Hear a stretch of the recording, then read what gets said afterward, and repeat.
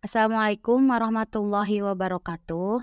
Selamat siang semuanya Bapak dan Ibu guru hebat. Sekarang kita akan melanjutkan bagaimana cara mengisi kelanjutan dari pengelolaan kinerja kita di aplikasi PMM. Jika Bapak dan Ibu menggunakan handphone, maka langsung masuk ke aplikasi yang sudah terinstal di handphone.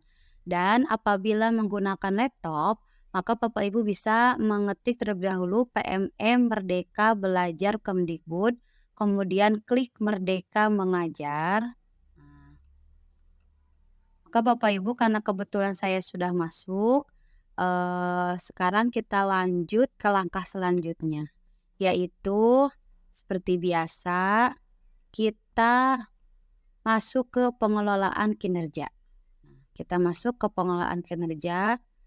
Karena ini tampilan bagi panduan pengelolaan kinerja, kita ke arah panah yang di sini, kita klik sebagai pegawai.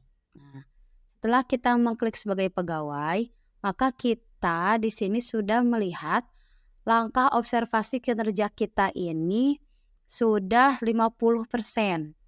Berarti kita sudah mendapatkan penilaian dari observasi kelas dari kepala sekolah. Kita cek langkah observasinya, kita ke bawah.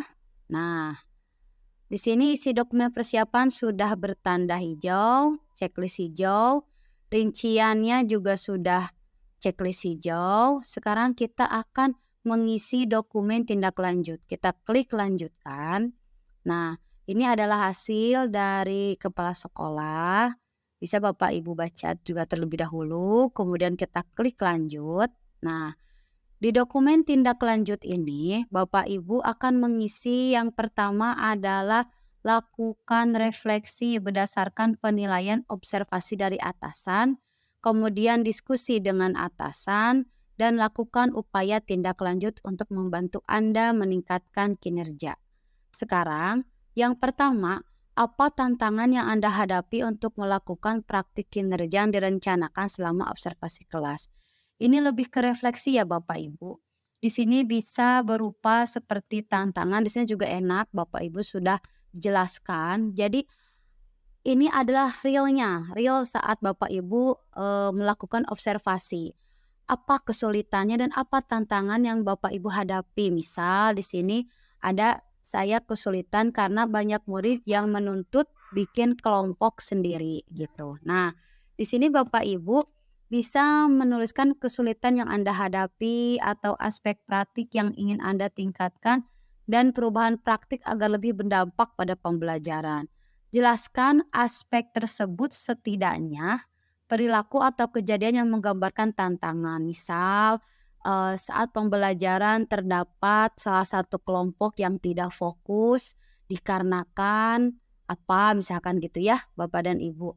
Atau, suasana sedikit kurang kondusif karena banyak siswa yang masih belum memahami materi. Nah, seperti itu aja Bapak Ibu refleksi, dalam pembelajaran Bapak dan Ibu di kelas. Nah, di sini saya sudah mencoba membuat. Di sini, ini juga bisa menjadi alternatif jika Bapak Ibu, ini bisa menggunakan Google Doc terlebih dahulu. Nah, di sini refleksi saya cukup banyak karena murid masih belum optimal menjalankan perannya dalam kelompok. Hal ini terlihat dari beberapa anggota kelompok yang masih belum memiliki peran dalam kelompoknya. Nah, ini kita jabarkan ya Bapak Ibu bentuk tantangannya seperti apa. Hal tersebut dikarenakan peran yang saya bagikan tidak sesuai dengan keinginan mereka. Dampaknya murid cenderung enggan menjalankan perannya dengan baik. Nah, inilah dampaknya kita ceritakan tuh perubahan praktik agar lebih berdampak pada pembelajaran. Maka berdasarkan hal tersebut saya ingin meningkatkan kinerja terkait efektivitas pembagian peran murid dalam kelompok.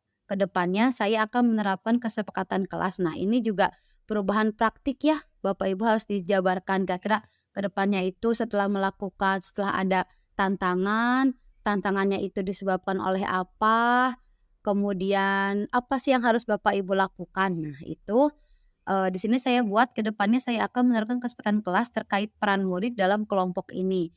Tujuannya agar murid menjalankan peran sesuai minatnya. Jadi dalam keteraturan suasana kelas ini, salah satunya adalah terdapat penilaian tentang kondusif, kelas yang nyaman, juga pembentukan kelompok dalam pembelajaran ya Bapak dan Ibu.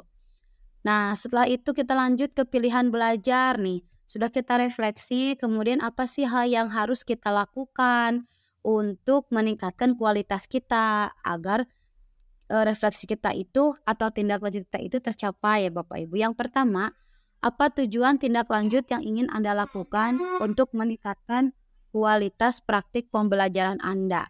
Di sini saya sudah buat tujuan tindak lanjut saya. Nah, ini tujuan tindak lanjutnya saya juga sudah membuat.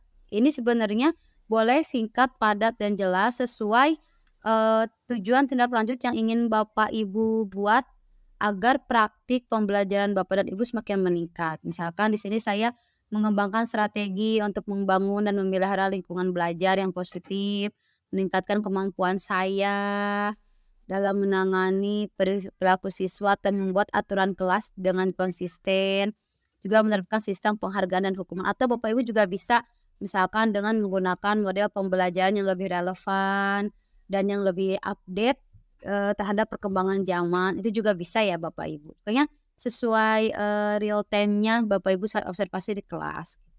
Kemudian apa sih upaya yang ingin Anda lakukan untuk mencapai tujuan tindak lanjut tersebut?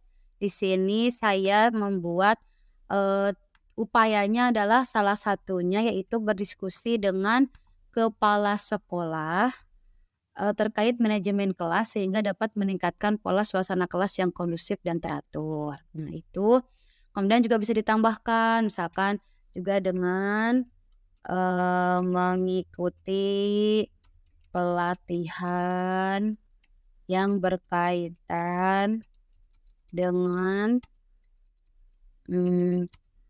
membangun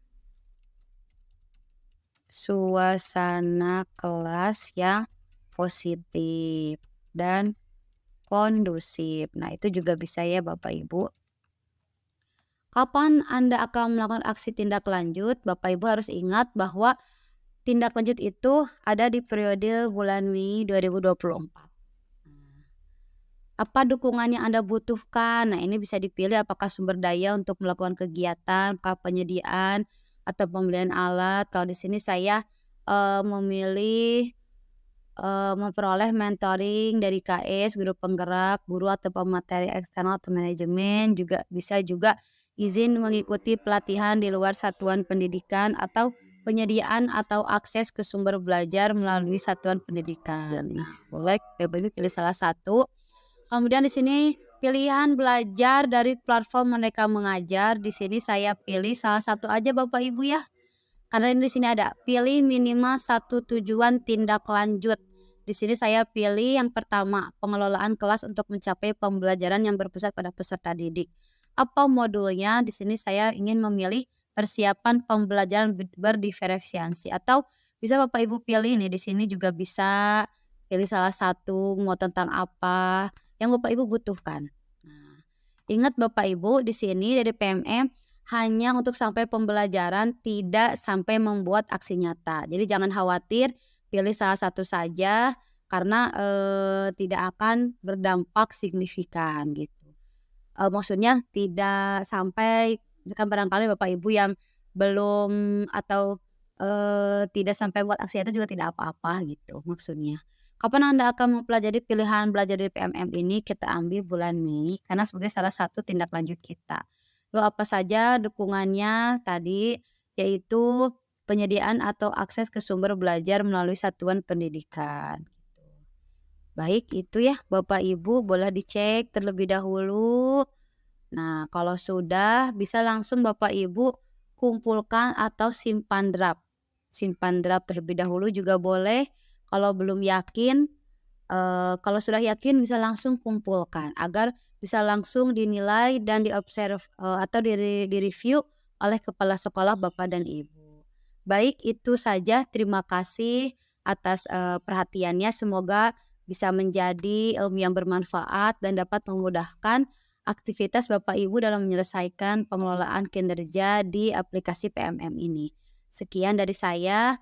Wassalamualaikum warahmatullahi wabarakatuh.